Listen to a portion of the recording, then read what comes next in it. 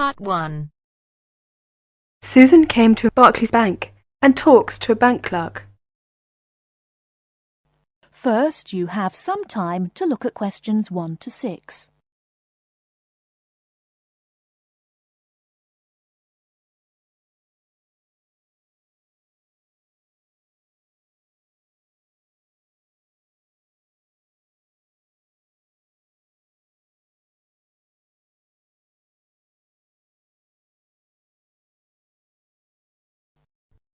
Listen carefully and answer questions 1 to 6. Good morning. What can I do for you? Good morning. I'd like to open a bank account. What kind of account do you want? I'm not quite sure. I'll be a college student. I simply require a safe place to keep my money and easy access to it. Can you recommend an account for me? All right. Do you get a grant? No, I will be supporting myself. I see. You could open an instant account. What's an instant account? Basically, it's an interest account. It has all the usual current account facilities such as a cash card and a deposit book, except a checkbook, and pays competitive interest on your account when it's in credit. There are 2 levels of interest for this account. If your balance is up to £500, the interest is 5.25%. If your balance is 500 or over, it attracts an even higher rate of interest, which goes up to 7.25%. You will receive a cash card for our machines, so you can withdraw money with the card from any machines or any Barclays branches when the bank is closed. Oh, I see. How can I withdraw money if I have no checkbook? Well, you have to withdraw money either using your card or visiting your branch. I see. Before you hear the rest of the conversation, you have some time to look at questions 7 to 10.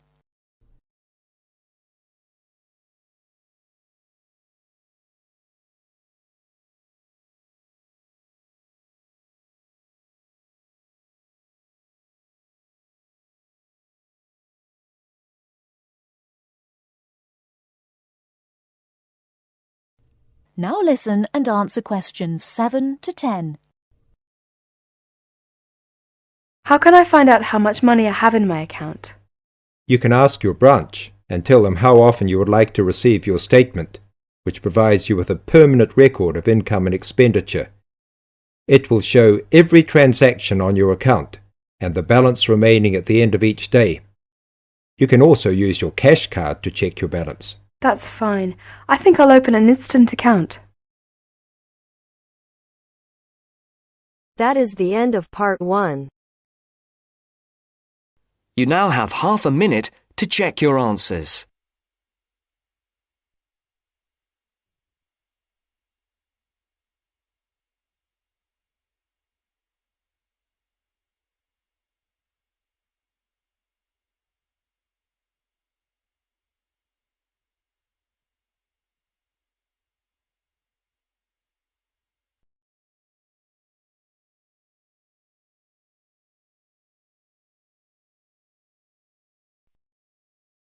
Now turns to Part 2. Part 2. You are going to hear a tutor talking to a group of philosophy students. First, look at questions 11 to 13.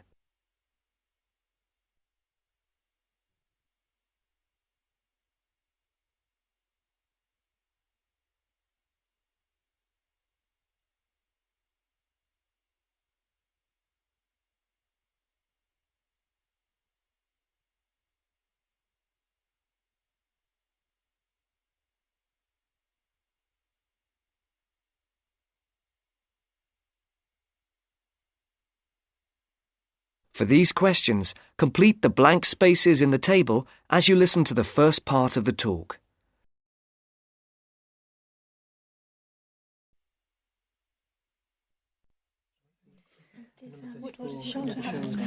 Good morning, everyone. Good morning. My name is Dr. Russell, and I am your tutor for philosophy this year. I think we're all here. Let's see, 5, 6, 7, yes, that's everyone. Before we look at the 3 lectures you've had on philosophy this week, I would just like to run through a few things about what you can expect of me as tutor and what in turn we expect of you. As for myself, my function as tutor is to help you in all things relating to your work in the philosophy course. The help that I am able to give is, of course, mainly academic. For personal matters, I can refer you to other support services in the university, ranging from counselling to welfare. One thing that I would point out is that if you feel that you need to talk to someone, no matter how insignificant it is, don't leave it. Oh, and the last thing is, if you do need to make an appointment, the times are listed on the door of my room. You just write your name in a time slot. But I would point out that the appointment slots get booked up quite quickly. If it's urgent, catching me between sessions is the best idea. That way we can sort something out quickly. No questions? Before the talk continues, look at questions 14 to 20.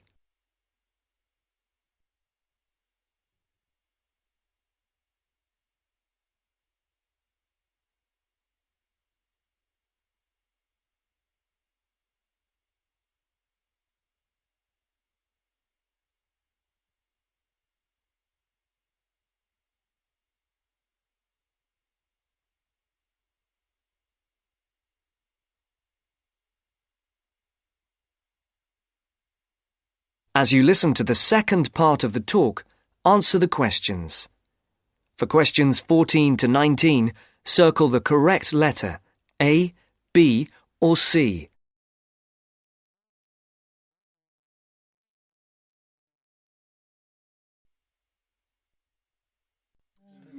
OK. As regards you as students, the tutorials are voluntary. You're not obliged to attend, but you are encouraged to do so. Last year, for the first time, a register was kept of students attending lectures, and this year tutors are being asked to keep a register of tutorial attendance. This is not a formal register, and not all tutors will be doing it, but in the philosophy department, all of us have chosen to keep registers. Another point that's being emphasised this year is punctuality. When we did exit questionnaires, we found that people arriving late for tutorials and lectures was the single most annoying thing for the majority of students. I would therefore ask you to try to be on time for the tutorials, and for all your other classes for that matter. As regards the tutorials themselves, we will have a review of the philosophy lectures of the week before, with the discussion being led by one of you each week. There is, of course, some planning involved, but you should rely primarily on the notes you made at the lectures. This will not take up the whole of the 90 minutes allocated to the tutorial. For the rest of the time, we will look at a particular philosopher, period or concept for which you will be expected to do some preparation each week. This will range from reading about a particular individual or concept to preparing a brief outline on a subject of your choice. How much you put into this depends on you, but we're not expecting in-depth analysis at this stage. Are there any questions so far? I'd just like to ask whether the work we do in the tutorials counts towards our continuous assessment, and if so, how much? I was just coming on to that point. All the work you do in the way of essays and project work that is graded counts towards your continuous assessment grades. The mini-presentations and lecture discussions will not be graded, but obviously, as time goes on, these activities will, I hope, have an impact on your work, and hence your scores. Does that answer your question? Basically, yes, but what about... That is the end of part 2. You now have half a minute to check your answers.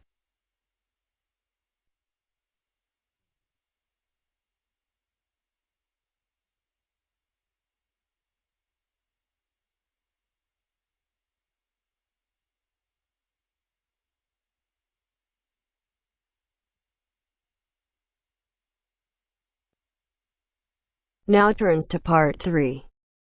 Part 3. You will soon hear an informative talk given by Michelle on how to keep out burglars and keep your home safe.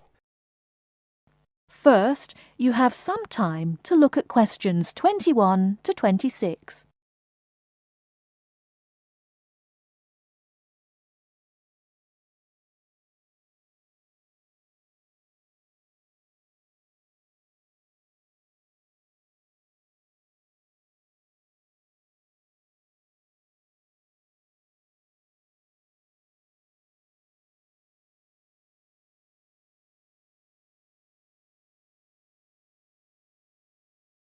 Now listen carefully and answer questions 21 to 26.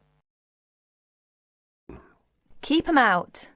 There's no fail-proof way to keep out a burglar, but every little bit of deterrence helps.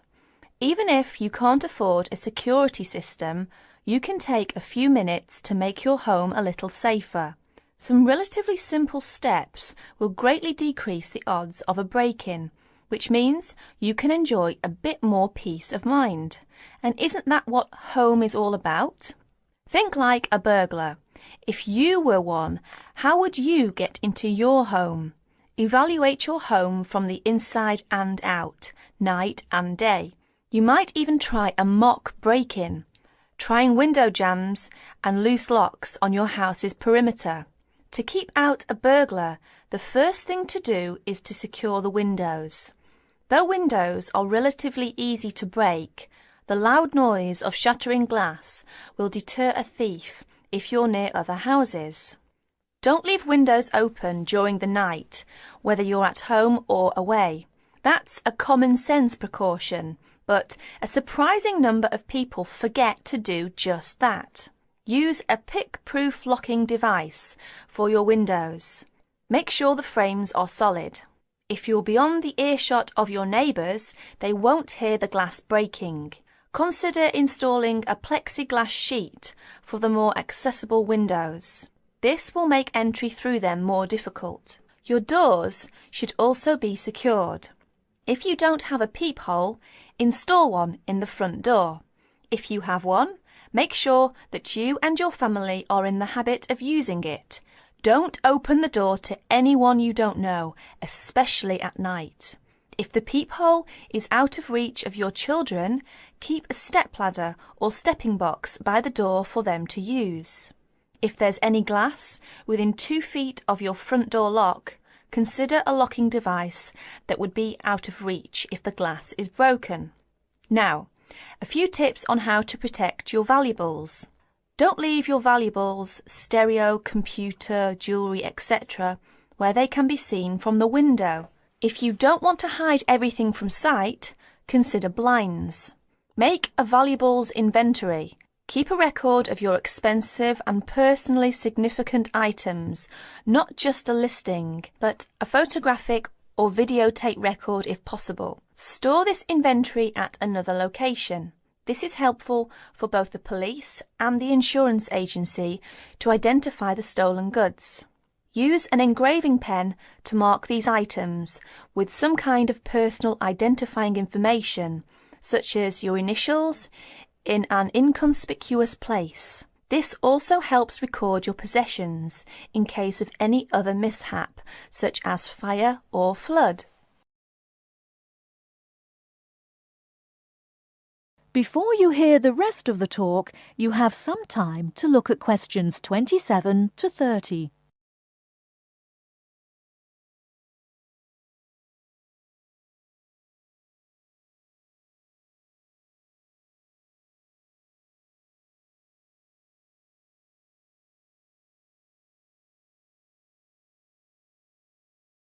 Now listen and answer questions 27 to 30.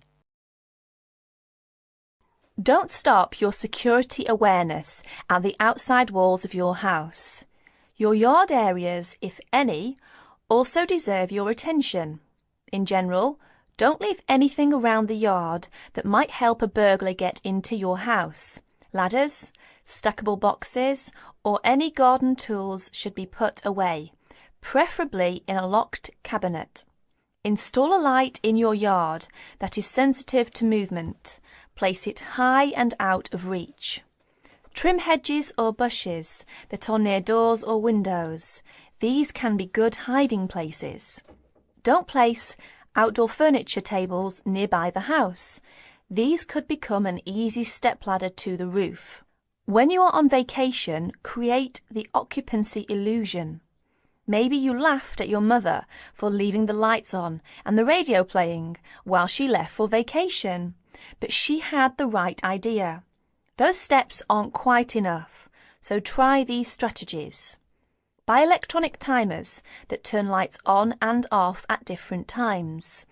Hook up a timer to your TV for a few hours each evening. Turn up the volume too. Not enough to annoy the neighbours, just enough that a lurker at the windowsill couldn't miss hearing it. Have your newspaper and mail delivery suspended. If you don't have time to do this, ask a neighbour to pick them up for you. Ask a neighbour to park in your driveway or parking place. Think about having someone house-sit your home. If it's a relative or friend, it may cost you no more than the contents of your refrigerator. You can also find professional house-sitters or house-sitting services that find someone to stay while you're away. Leave your shades as they are normally, or at least don't close up every one. One sign of a vacant house is closed shades during the day. Lock your garage door with a padlock.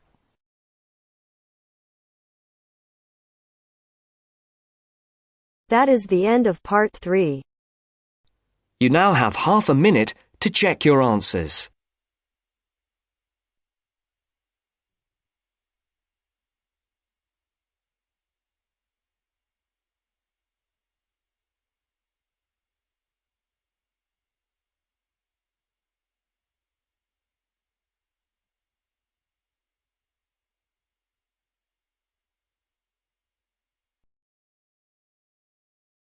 Now turns to part 4. Part 4. You will hear a lecture about customer psychology. First, you have some time to look at questions 31 to 40.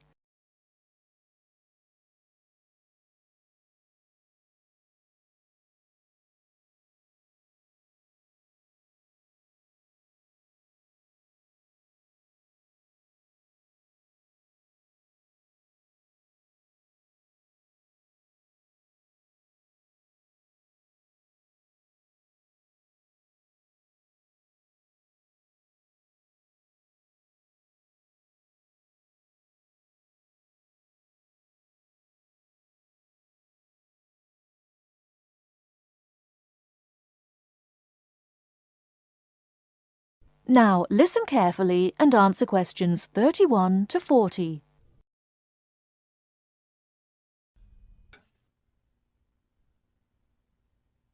An understanding of customer psychology is an invaluable aid for retailers looking for ways to increase sales. Much can be done to the store environment to encourage shoppers to linger longer and spend more money. The first aspect to consider is the physical organisation of the store. Placement of merchandise has a great deal of influence on what customers buy. For example, a common practice among retailers is to place the store's best-selling merchandise near the back of the store. In order to get to these popular items from the front entrance, customers have to walk down aisles filled with merchandise that they might not see otherwise. Carpets are also used to direct customers through particular areas of the store. Retailers choose carpets not only for their decorative or comfort value, but also because lines or other types of patterns in the carpets can subtly guide shoppers in certain directions. Besides encouraging shoppers to go to certain areas of the store, retailers also want to keep them in the store longer. One way to do this is to provide comfortable seating throughout the store, but not too close to the doors. This gives customers a chance to rest and then continue shopping. Retailers can do a number of things to create a pleasant atmosphere in the store, thereby encouraging more purchases. Music is commonly used, not as entertainment, but as a calming influence. It can slow the customer's pace through the store, making them spend more time shopping and consequentially making more purchases. Scents are also used in various ways. Everyone has had the experience of being drawn into a bakery by the smell of fresh bread. Experiments have been done with other types of scents as well. For example, the scent of vanilla has been used to increase sales in clothing stores. Use of colour is another important aspect of store environment. Certain colours can affect behaviour as well as mood. Light purple, for example, has been found to have an interesting effect on customer behaviour. People shopping in an environment where light purple is the predominating colour seem to spend money more than shoppers in other environments. Orange is a colour that's often used in fast food restaurants. It encourages customers to leave faster, making room for the next group of diners. Blue, on the other hand, is a calming colour. It gives customers a sense of security, so it's a good colour for any business to use. In addition to using colour to create mood and affect customer behaviour, colour can also be used to attract certain kinds of customers to a business. Stores that cater to a younger clientele should use bold, bright colours, which tend to be attractive to younger people. Stores that are interested in attracting an older clientele will have more success with soft, subtle colours, as older people find these colours more appealing. That is the end of part 4. You now have half a minute to check your answers.